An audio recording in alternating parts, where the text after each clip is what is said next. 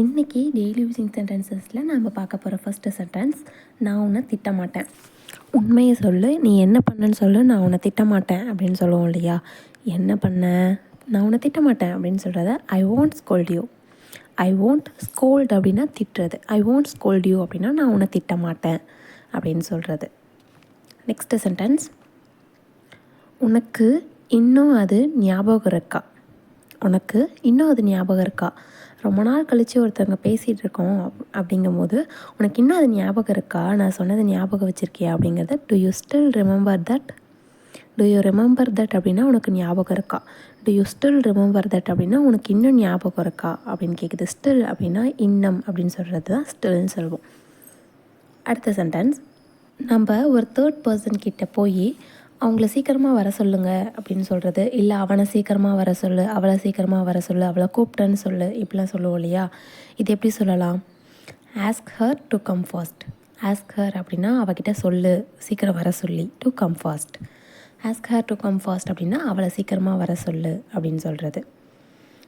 அடுத்த சென்டென்ஸ், ஒரு திங்ஸ் காணும் அப்படின்னு தேடிட்டு இருக்கும் போது ஆப்போனண்ட்டில் இருக்கவங்க ஒருவேளை நீ அங்கே வச்சுட்டு வந்திருப்பியோ, மறந்து போய் வச்சுட்டு வந்திருப்பியோ அப்படிலாம் சொல்லுவாங்க இல்லையா?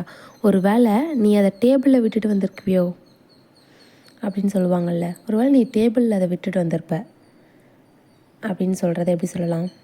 ஒரு வேளை நான் அதை டேபிளில் விட்டு வந்திருப்பேன், இல்லை ஒரு வேளை நீ அதை டேபிள்லேயே வச்சுட்டு வந்திருப்ப மறந்து, அப்படிலாம் சொல்கிறத maybe you left that on the table. Maybe அப்படின்னா ஒரு வேளை, யூ லெஃப்ட் தட் அப்படின்னா விட்டுட்டு வந்திருப்ப அதை ஆன் தி டேபிள், டேபிள் மேலே. ஆன் தி டேபிள் அப்படின்னா டேபிள் மேலே அப்படின்னு சொல்லுவோம்.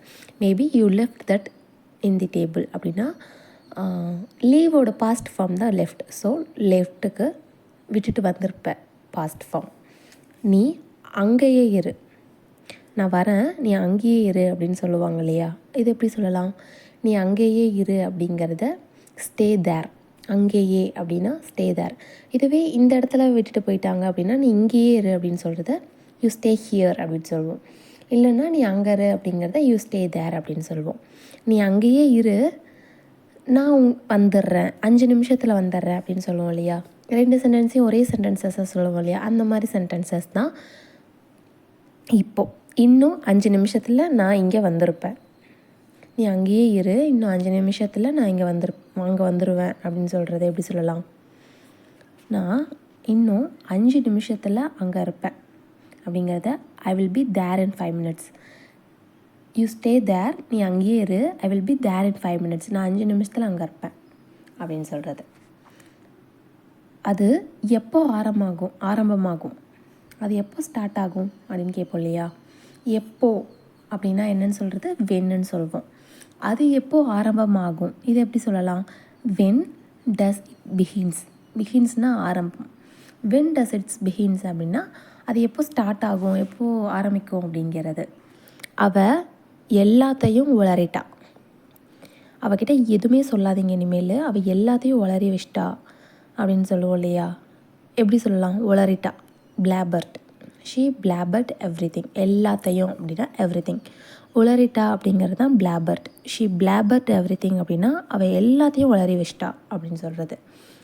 இந்த மாதிரி நம்ம டே டு டே லைஃப்பில் பேசுகிற இங்கிலீஷ் சென்டென்சஸ் தான் நம்ம சேனலில் போஸ்ட் பண்ணிகிட்ருக்கோம். மறக்காமல் ப்ளேலிஸ்ட் போய் செக் அவுட் பண்ணி பாருங்கள். அண்ட் என்னோடய வே ஆஃப் லேர்னிங் எப்படி இருக்குது, வே ஆஃப் டீச்சிங் எப்படி இருக்குது, உங்களுக்கு ஈஸியாக லேர்ன் பண்ண முடியுதா அப்படிங்கிறதையும் கமெண்ட்ஸில் கமெண்ட் பண்ணுங்கள்.